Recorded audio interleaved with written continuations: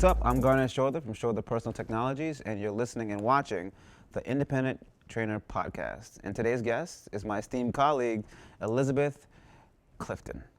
She's a very spectacular person because she's self-motivated and kind of new to the game, but is really, really inspiring to take a look at.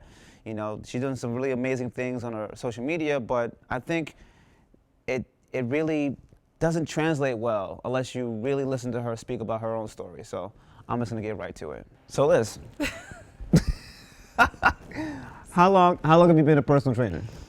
I have been a certified personal trainer for a little under 3 years. Really? Oh, you're still like in a baby phase. I kind of am. But I've been an athlete my whole life. Is that right? That's why I say certified personal trainer. Mm-hmm. But I've been training people for at least 4 or 5 years, unofficially. Is that right? It is. Oh, that's beautiful. I started training people in the park when I was like 16 years old. You see? And it seemed to be working out pretty good for me. So, It has, yeah. Yeah. So, I don't really put too much stock into certifications personally. How do you feel about certifications? Has that really helped you in your career? Yes and no. Okay. Yes and no. I think that it's more for other people, for my clients to know that, I have a certain level of education. Yeah. But outside of that, I've learned most about this industry and this business just through other people, just doing, making mistakes. Exactly. Learning from them. The on-the-job training is really where you get the meat and potatoes of learning how to do things in this business. Absolutely. You got to make mistakes and be in a space where you feel like you're free enough to make mistakes without people kind of like harping down on you and like. But that's tough. Like in the beginning, you are, well, at least my experience, you're sort of self-conscious, because you do feel, eyes on you, especially if you're in a new setting. It's like, okay, who's the new trainer? Right. Who's the new kid? So in the beginning, I wasn't as daring. I didn't take as many chances just because I was too worried about what other people are going to think, and how I'm coming across. I think that's a problem that happens throughout your training career. Yeah. Like that never is going to go away. That's true. That's true. I'm personally nervous every session. Really? I've been doing this 20 years and I'm still nervous because I want to give the best service possible. I'll be up at night okay, this person needs this. This person just passed away in their life. I got to check in with them because I have a whole procedure for how I do everything, right? When I first start a session, I refer to it as being in uptime. I'm like, okay, so what's going on? How's my energy's up? I'm trying to match theirs. If theirs is low, I'm trying to bring them up. Right. But in a way that's supportive to where they are, relative to where they are, right? Then I have this real-time transition because sometimes, they had 3 hours of sleep. They're working all night. Or they're, having insomnia, or they're going a depressive episode, and they're dealing with some real shit. So you got to kind of have a game time, real time decision. 1,000%. And then the end of the session, towards the end, I have what's called a downtime scenario where I'm resetting their nervous system a little bit, right? You get that sometimes it's a stretch, sometimes it's the massage gun, sometimes it's just talking out what they want to do with their life and their day, and just having some kind of cognitive dissonance to what it is that what was bothering them before they came in the door. So, I'm very nervous. You did fool me. Got your ass. Got your ass. Yeah, I'm because I really care about the service that I provide, and I know that you do too. But that's what makes you a great trainer. Oh, thank you. I appreciate that. I mean, this is all I ever wanted to do in my life. I've always just wanted to be. Have you known that? Yeah, I was 16, and I saw someone. I was training someone in the park, and I was like, "Yo, this is dope." When it clicks. You know what I'm saying? When your client's yeah, I feel it. Yes. And then they come back the next time girl, you see all of this right here? Isn't that the best? It's the fucking best. That's the best. That's the best feeling in the world. Or I have so many clients that I got them in shape, and then they found their wife in the club. Had 3 kids later, and they're like, "Yo, Garnett, man, Right, it translates got my shit together." all other aspects of your Right, life. that confidence. It's not just the gym. Absolutely. Exactly, and that's really what we're trying to communicate, that we give to people. Yeah. You know. What's interesting though, because my experience was a little different.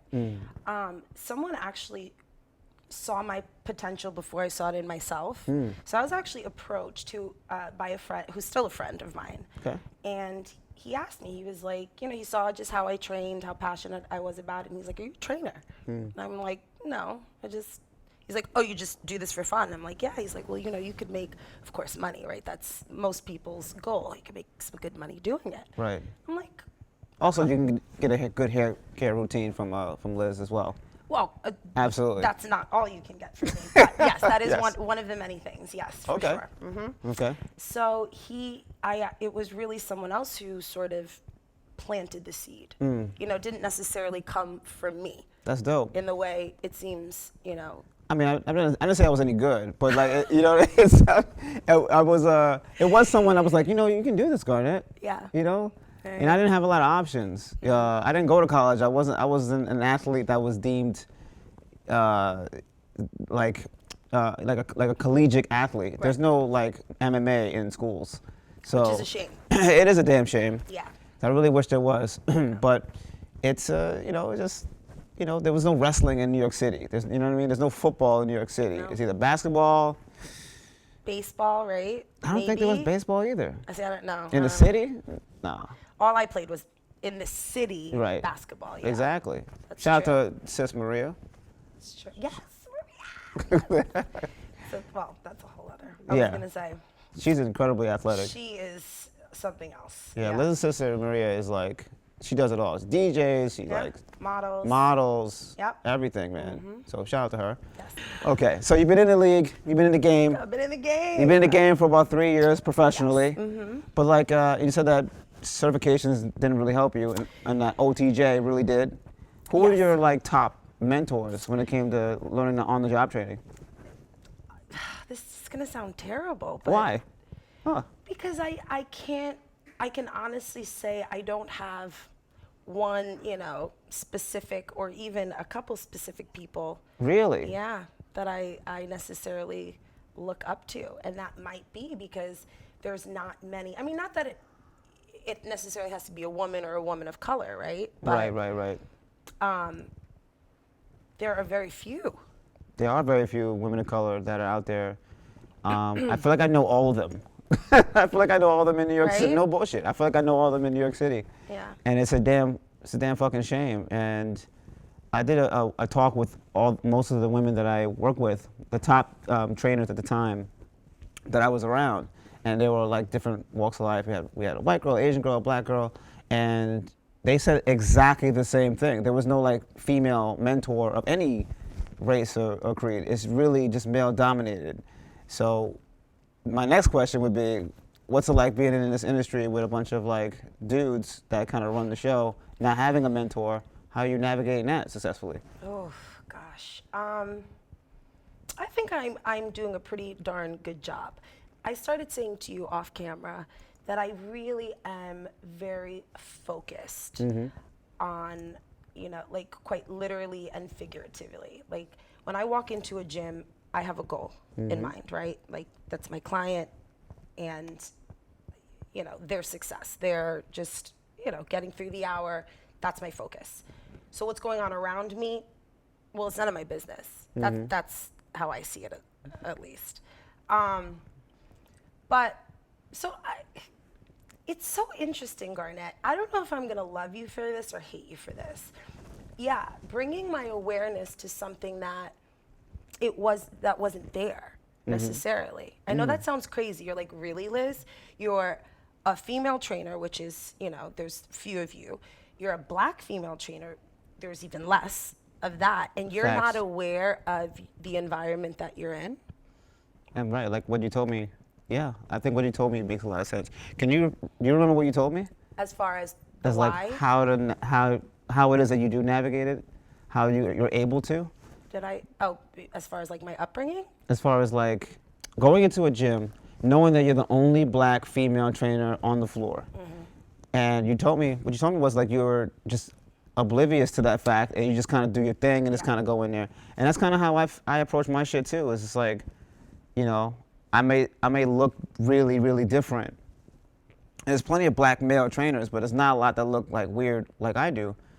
So I don't think that, you know, like I just don't pay attention to it. I'm just me in my brain, right? Like I'm not like, oh, the black trainer, you know. And I do think it helps being older. I'm 34. You know, I'm not doing this at 24. Right. I'm sure that would have been a very different experience because I'm a very different person than when I was 24. Right. So I think that helps, just having that confidence in who I am, right? And then really, if I think about it, okay, if I were aware of what was going on outside of me, so what people are watching what I'm doing. They're either one, learning from me, which I hope that they are, or two, they're judging me, and their judgments, well, mean nothing, right? And they hold no weight. So why would I concern myself with anything but what's important, which is my client? That's just how I see That's some professional ass shit right there. I love hearing shit like that. I love trainers that take their shit seriously, because this is my fucking job. Like, I show up and I dress like this because I fucking care.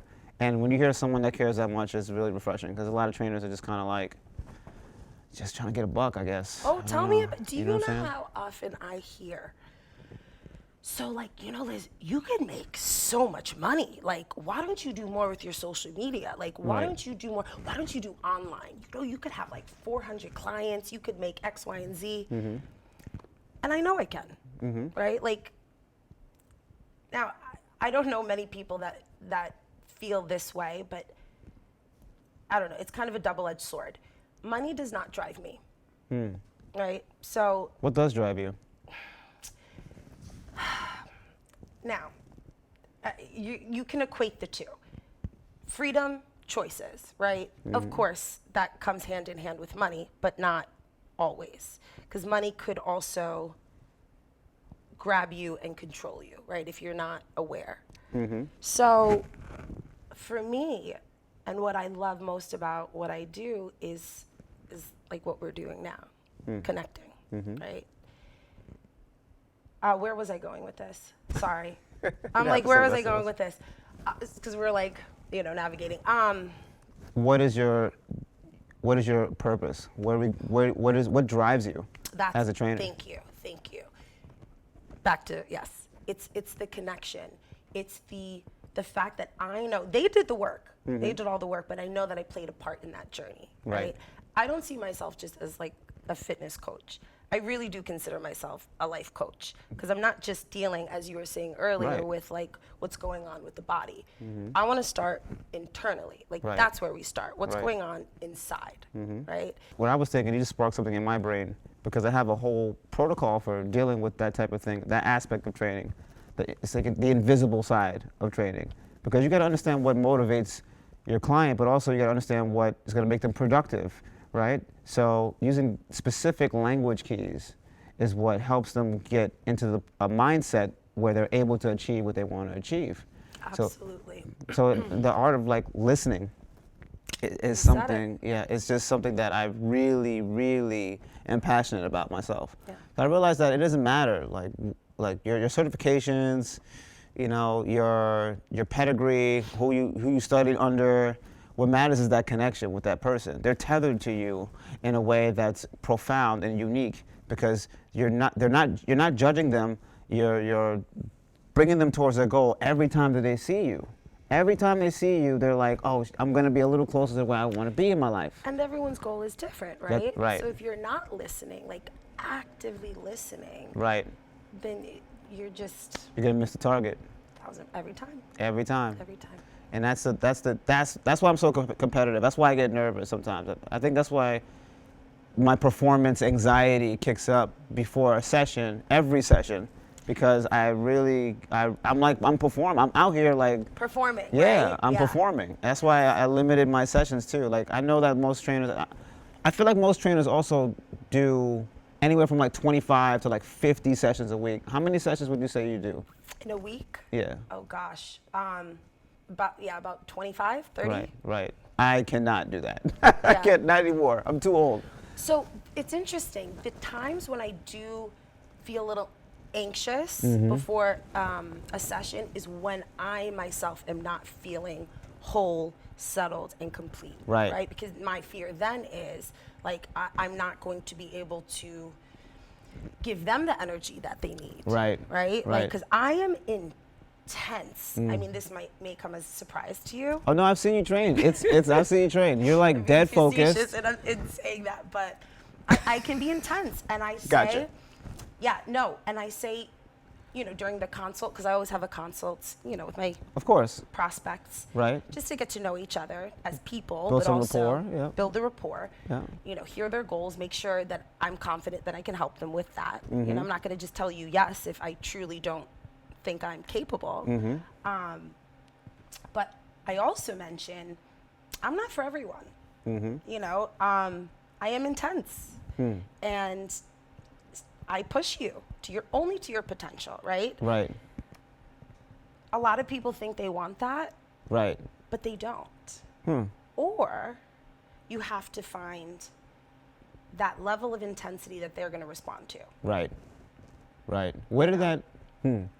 That's very interesting. Seeing how your background is predominantly like self-driven yourself, right? Yes. How do you motivate someone who isn't internally motivated? Dude, that's like because trainers love people that like. Oh yeah, the have easy ones, the ones that are just want to do everything. They're like Right. no questions asked, just like Just go, give them go, the tools go. and they're ready to go. Yeah. We love those people. People are internally motivated, but have a forward language communication style, goal oriented. I'm gonna do the work. Just point me in the direction. Yes. We love those people. But what happens when we Love get y'all. those? But 9 times out of 10, you get the opposite, and you're like, you get someone that's externally motivated. What are they doing? My mom needs to, I need to look good for my wedding, which is all external. Yes. Right? I need to look good for front of everyone that I know and love for these photos and last forever, yada, yada, yada. But they're also like away from, I don't want to look like my dad. I don't want to look like my mom. Yeah. So when people talk to us like that, how do you I try communicate to them? I don't think there's anything wrong necessarily with having an external motivation. No. Right? I just broke up with my boyfriend. Yep. Like, cool. Use that. Right. Let's use that. Exactly. I have a wedding.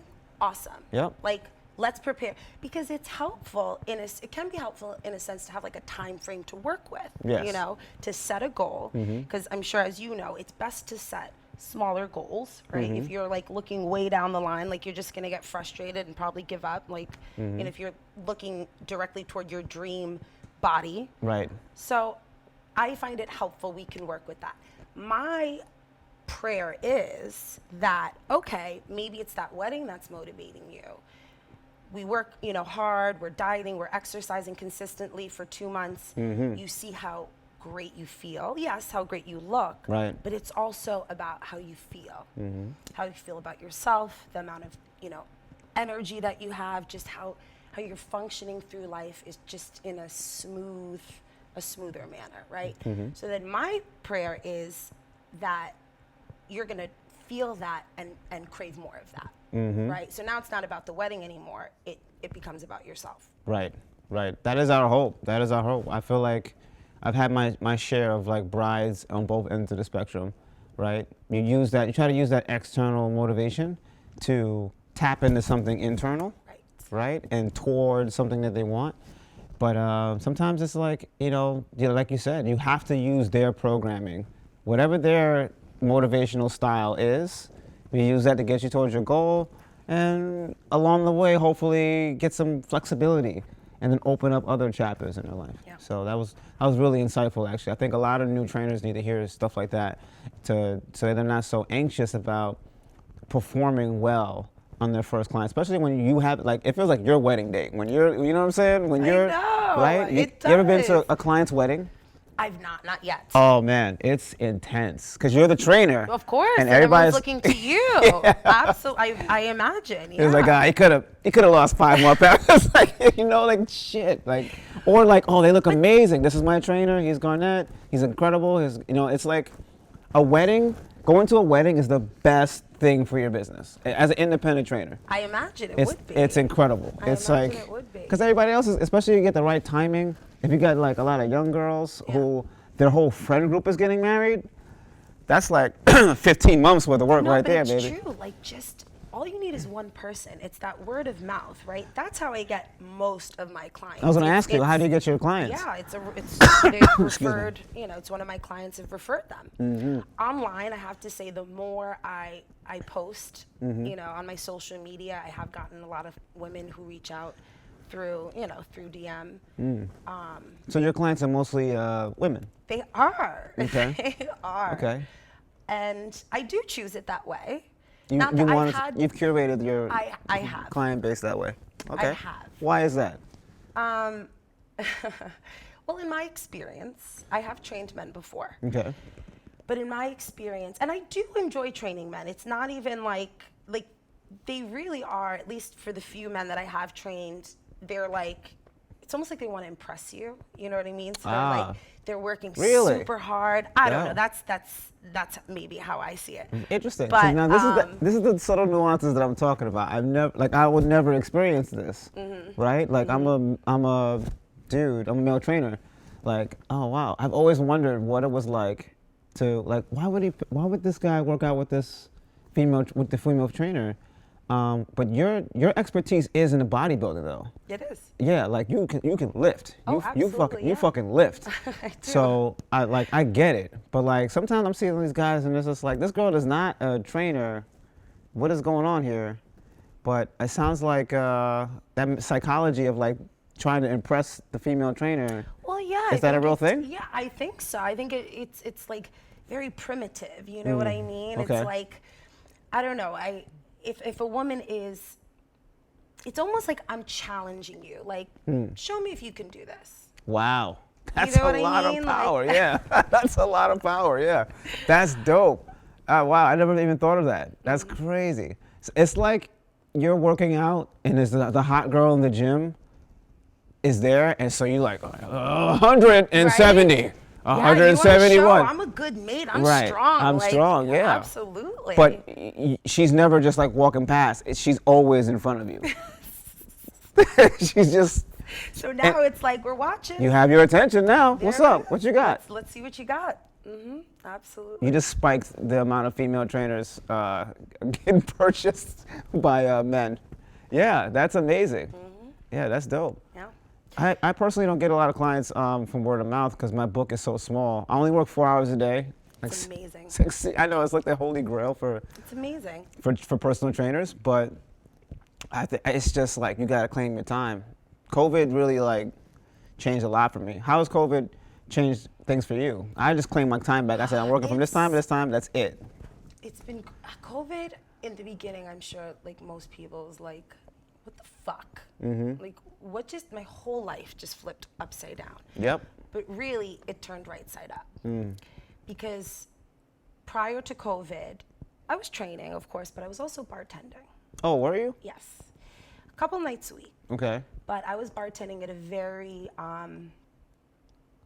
very popular New York City hookah restaurant. Oh my God. Yeah. Uptown, perhaps? No. Downtown? Downtown. Oh, okay. Yeah. That's a different scene. So, and I only say that because bartending can be extremely lucrative in New York City. Yeah. Like I was able to pay my rent working. I feel like a lot of trainers bartend. Yeah, because it's I mean, it's quick money. It's very quick money. quick But what money. made you like?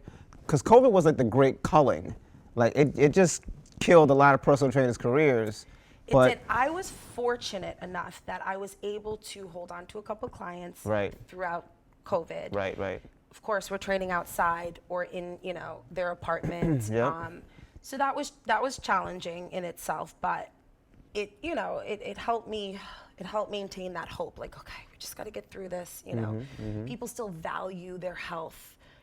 Especially during that time. Yeah. Yeah, but then like, it's tricky because that should be the most important thing. But Right, then, right. I mean, let's be real. Personal training sessions, especially, as an independent trainer, we're not inexpensive. No. You know what I mean? No, we're not. I'm definitely not cheap. Yeah. So But not everyone can afford that. I think I got it ingrained in my mind. I know everybody can't afford it because we ain't for everybody, That's as right. you said earlier. But when you deeply prioritize your health over everything else, we become essential. Yes. Do you know how many people, like bartenders, how many like nightlife people reached out to me? So many of my friends that I know During COVID, you're during saying? COVID, I've trained so many different people during COVID. Old clients, new clients, people that couldn't afford me before because they had other distractions. But when you took away all of that bullshit, they were like, damn. I think that if you prioritize your health and your wellness, especially in New York where we don't have a culture like California that's just like, okay, let's go hike. Right. You know, Yes. green juice, please, thank you. No carbs for me. They're like, gotcha. You know, like we don't have that culture. Everything is grinding to the bone. Yeah. So they need us.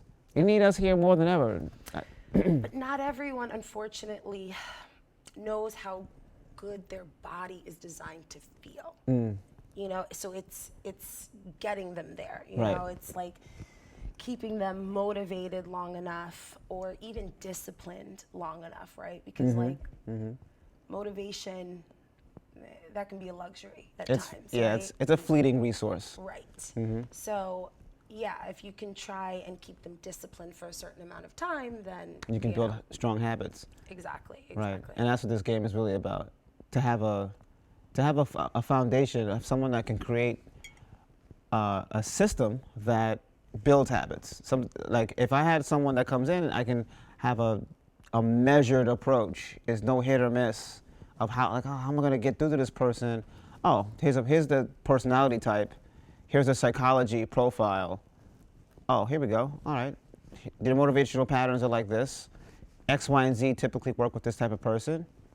Success ratio goes up, the percentage goes up, and then you look at it like margins on any other kind of statistic. Right. You know, like it is an exact science to motivate people. It turns out, and that's the part of the game that like it sounds like you're about as well. But like I feel like the game needs to change a little bit. I feel like we can do better as an industry. You know what I mean? Like, Okay. you know what I mean? What I feel specifically are you thinking? I'm thinking like in the terms of like communication and connection. There's so much emphasis on education. I got my kettlebell cert from Equinox. I got my, whatever, my combat There's more pad holding joint. competition versus connection. Right. Right. Right. And it's not, you're not competing with the same, those tools are not going to help you connect with anyone. You know what I mean? Anybody, basically you can learn all that stuff for free on the internet anyway. Yeah. What makes you special is your ability to listen. So why isn't there more emphasis on that, on compassion or tactical empathy? Oh gosh, that probably goes back to like people's childhood, if I'm being honest. What do you mean? Well, like I don't know, like you're a person before you're a trainer, right? Before you become a trainer. So okay. it's like what kind of person are you? Right. Right? Like before you've become that trainer. So I have been very fortunate in, how I was raised, who raised me. My mother always instilled being compassionate toward other people, right? Because she would always say, if you only knew someone's story, you would see them differently. That's wonderful words from Mom. Right? Shout out to Mom. Dropping There's jewels. a lot of Valerieisms that Valerieisms. Valerie, that's her name, yeah. But so I was fortunate in that regard, that I just grew up with that, you know. Right. Her telling me, Liz, you know what it's like to be the new kid, right? You know that feels like. Right. So just, keep that in mind when the new kid is coming to class. Go say hi. Go introduce yourself. How would that make you feel? Wow, that's Like, really nice. okay, That's sure. really nice. But and she's right. Yeah. And she's right. And the other thing she would say is, it's easy to be nice to the cool kid, the fun kid, right? Like that's easy. It's the maybe quirky one who's misunderstood, who maybe is more, to themselves that, might be a little harder to connect with. But in my experience, I've gained more from that person. Right. Right? Than the one that's just like easy to Out love. here. Yeah. Okay, well, it sounds like inside the gym, things are pretty good, but the perception of the gym is how we kind of make our money and get them eyeballs on us and get these, like, you know, because the behind the scenes scenario is a little different for each trainer when it comes to like social media and stuff like that. What's your social media, your relationship with social media, and how has it affected your business? Oh, social media. And we're done. Those are my thoughts. Yes. It absolutely can be a great tool, right? A great Absolutely. business tool. Yes. And I think I had started saying earlier, the more content I put, the more I showcase my clients, you know, the more feedback I'm getting, right? Okay. Like the more interest. Right, right. Because you get a lot of people who, oh, like, I want to train with you, or I think I want to train with you. Okay. You know, and so you have a lot of that, but some follow through and become clients. But So you do get clients off of. I do, and I know that if I did more, I could Right. potentially get more Right. business, but that You're just not a fan. I'm just not really a big social media person. Really? I often hear, like, why do you not have 100,000 followers? I'm like, Mm-hmm. oh, well, that's kind. But I don't know. It just, I don't think it does. What I was gonna say is I don't think it does enough for my business that it's time consuming. Let's be Right, real. right. It is time consuming. Wow, a fitness entrepreneur who hates social media. I didn't use the word hate. I don't believe I used the word hate. Did I say hate? I No, don't think I no. said hate. You said it with your body language. Okay, probably. You have an obvious disdain Do for I? social. Yes. I mean, I think that we all do, though. We all act like it, like we love social media in the fitness world. We're all like, yeah, it's great. Yup. You see that right there? We fucking hate social media. We wish it could just work. I wish it never happened. No, because Okay, maybe I hate social media. you I hate really it. do. I I really think do hate that social media. In my experience, people who There it is. like social media or like really into it, they are looking to be affirmed, Right. right? Like, Yes. I don't need that Right. at this stage in my life. Right, you know, right. like- Yeah, I feel the same way. So, I like being connected. I'm feeling connected.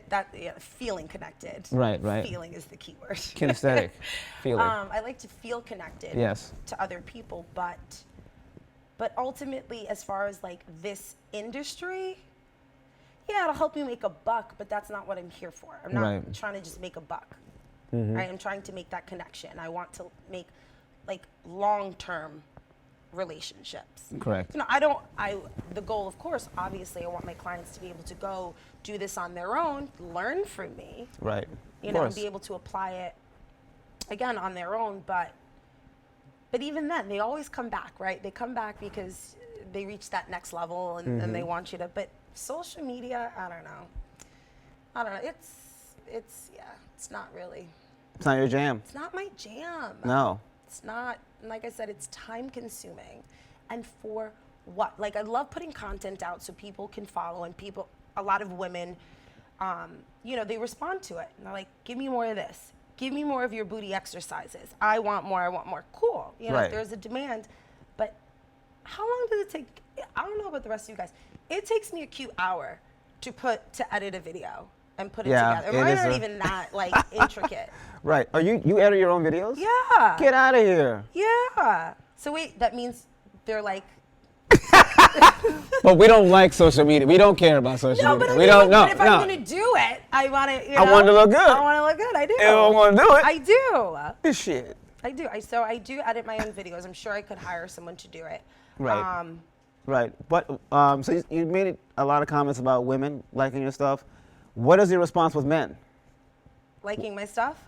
How do men respond to your Booty social by media Liz? platform? Booty? Is that what your social? I thought it was like body by It's Liz. Body by Liz. It's Body Liz. But my hashtag is Booty by Liz. People think that I have these crazy. They're like, I want to see your DMs. You must have the craziest DMs. I really don't. Because how can you comment on that, like, and not be a savage? It's just butt stuff. I mean, It's just butt stuff. it is. It is, but you would be surprised. I mean, of course you get like, man, I wish I was that bench. What? Or like, like, I honestly laugh about it. But it's not in abundance. Say that again? It's not a lot of people. Or maybe I'm just not that offended by it. Like, Okay. you know what I mean? No, I never get anything on social media. I don't get anybody else. I get the same male energy that you get. I get like, like gay men who are enthusiastic Well, about. you're a good-looking, well-dressed man. Thank you. I at appreciate that. Thank you. So I imagine, yeah. Yeah, it's not the demographic that I particularly am looking for. However, I appreciate the love.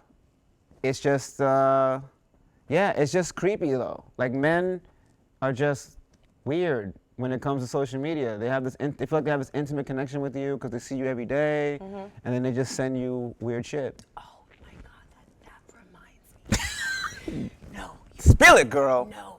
Okay. Yes. But even then, I'm just like, what would you do in this instance? Let's hear it. So, you had asked me earlier what is like my main gym. I would say Complete Body, 19th Street is one of my main gyms. Okay. Or at least that's one of the gyms that I've frequented, over the years. Not anymore, because they're showing up. You fucked up, man. Complete Body. I have some words for you. No, wait. No? We gotta save that for the end. We gotta save that for the end. So, sorry. No, but the truth is. Hulk Hogan, I'm coming for you. It's like, dude. No, Complete Body is a beautifully wrapped box of shit. Oh my God. Okay? No, it is. It is. And I say that because. Yes. Well, I thought we were honest here. I thought this is an open forum. Fuck yeah, we are. No. Tell it, girl. The few experiences I've had with that gym, but the truth is, I love the people there. Yeah, people are dope, man. I love the equipment there. Yeah. So back to what I was saying. So because At 19th Street? at 19th Street. I've never been to 19th Street. Oh, it's so different. Really? So different than like 14th Street. Uh-huh. I don't even know if Limelight, that one is even Yeah. still there. And RIP Limelight. That's Oh, over. that was like a whole 2 months. Yeah. Anyway, Yeah. no, 19th Street is a different experience. But so back to like the weird, okay.